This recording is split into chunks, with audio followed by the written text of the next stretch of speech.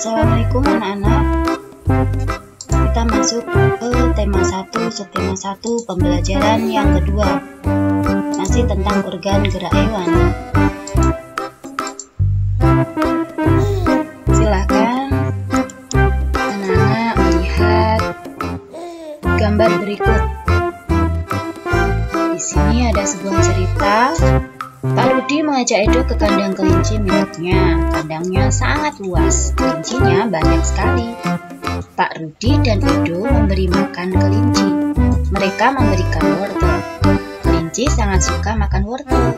Semua kelinci berkumpul mendekat pada Edo. Edo senang sekali. Edo tertawa kegirangan melihat tingkah lucu kelinci-kelinci di kandang kelinci milik Pak Rudi. Semakin lama diamati, tingkah lucu kelinci semakin menggemaskan.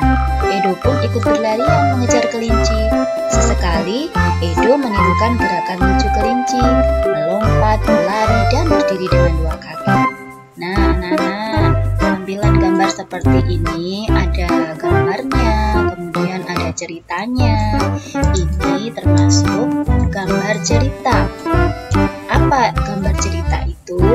Gambar cerita adalah gambar atau serangkaian gambar yang mengandung sebuah cerita. Salah satu contoh gambar cerita adalah gambar ilustrasi. Gambar ilustrasi adalah gambar yang mendukung isi sebuah bacaan atau teks. Jadi, gambarnya itu akan mendukung, memperjelas isi dari bacaan. Gambar ilustrasi bisa berupa foto, bisa juga berupa gambaran tangan. Tujuan gambar ilustrasi. Kenapa harus ada gambar ilustrasi? Kenapa sebuah cerita kok dilengkapi dengan gambar ilustrasi? Tujuannya antara lain yang pertama untuk memperjelas. Yang kedua tentu saja memperindah. Anak-anak kalau membaca cerita kemudian ada gambarnya tentu saja akan lebih tertarik, ya, cerita akan lebih indah. Dan gambar ilustrasi juga bertujuan menerangkan isi atau informasi dari bacaan. Kemudian objeknya, gambar ilustrasi itu apa saja? Jadi dalam sebuah cerita itu kita bisa melengkapi dengan gambar apa saja. Dan yang pertama bisa berupa gambar manusia. Ini contohnya. Bisa berupa gambar hewan. Bisa berupa gambar tumbuhan. Dan juga bisa berupa benda-benda.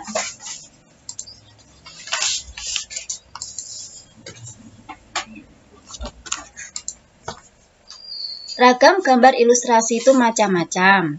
Yang pertama, kalau tampilannya seperti ini, ada sebuah cerita, ceritanya itu banyak, kemudian gambarnya itu hanya sedikit.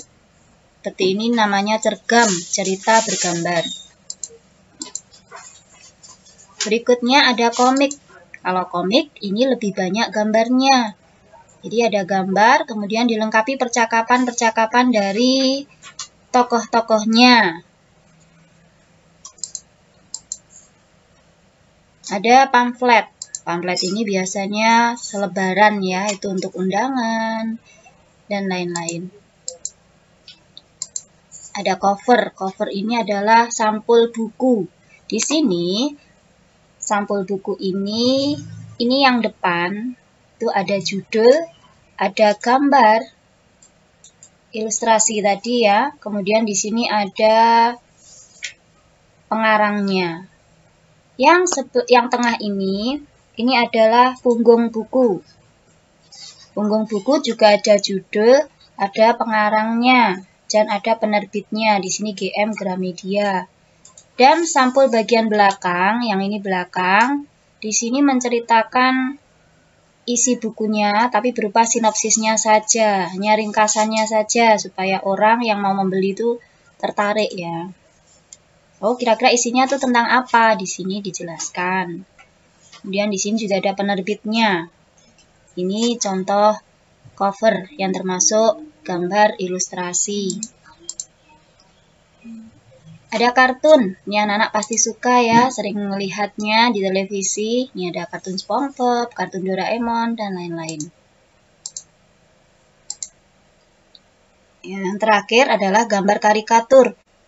Gambar karikatur ini biasanya berupa seperti gambar komik, tetapi wajahnya itu seperti orang aslinya, kemudian dibesarkan seperti ini. Ini namanya gambar karikatur. Bagaimana cara membuat gambar ilustrasi? Berikut langkah-langkahnya. Yang pertama, kita tentukan dulu gagasannya. Gagasan ini bersumber dari bacaan. Siapa saja tokohnya, bagaimana suasananya. Nah, ini tergantung dari bacaannya. Yang kedua, kita buat sketsanya. Sketsa adalah rancangan gambar. Ini yang dibuat sesuai gagasan tadi. Ini sketsa harus hati-hati dalam membuatnya. Kita perhatikan tata letak dan ukuran objek yang akan digambar. Yang ketiga, kita beri pewarnaan. Pewarnaan ini bisa sesuai aslinya dan bisa juga sesuai imajinasi sendiri. Lalu media gambar. Yang pertama, media alas gambar. Media alas gambar ini adalah tempat untuk menuangkan gambarnya yang kita gambari. Itu bisa berupa kanvas, yang biasanya untuk lukisan. Kemudian kain, kertas, kaca, juga bisa melalui komputer. Yang kedua adalah media pewarna. Media pewarna ini bisa berupa pensil warna, bisa juga berupa cat air yang transparan dan tidak transparan.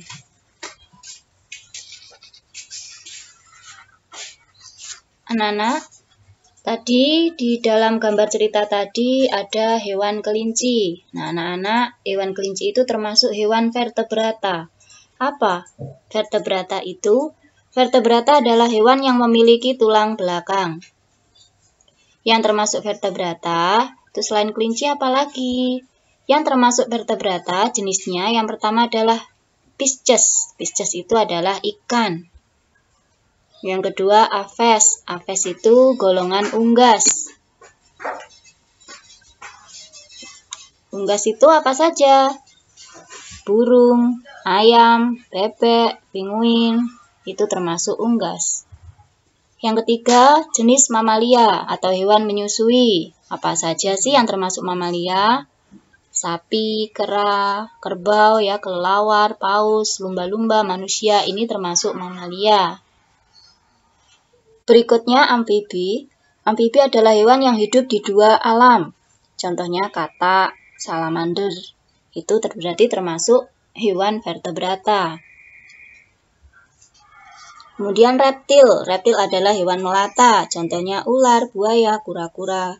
Jadi Pisces, Aves, mamalia, amfibi, reptil ini termasuk hewan vertebrata, hewan yang memiliki tulang belakang. Sekarang kita belajar mengenai organ geraknya. Organ gerak vertebrata itu apa saja? Yang pertama ikan. Ikan itu bergerak menggunakan sirip dan ekor. Untuk apa sih sirip dan ekor itu? Fungsinya untuk menjaga keseimbangan tubuhnya, sehingga tidak tergantung pada arus atau mendorong dan mengarahkan tubuh mereka melalui air. Kemudian kelinci. Kalau kelinci bergeraknya menggunakan kaki. Fungsi kaki pada kelinci adalah untuk meloncat. Katak. Katak menggunakan kaki. Kakinya berupa kaki depan itu memiliki 4 jari, sedangkan kaki belakangnya memiliki 5 jari yang mempunyai selaput pada kakinya. Loh, kenapa ada selaputnya? Ya, karena fungsinya selain untuk melompat, itu juga digunakan untuk berenang. Burung.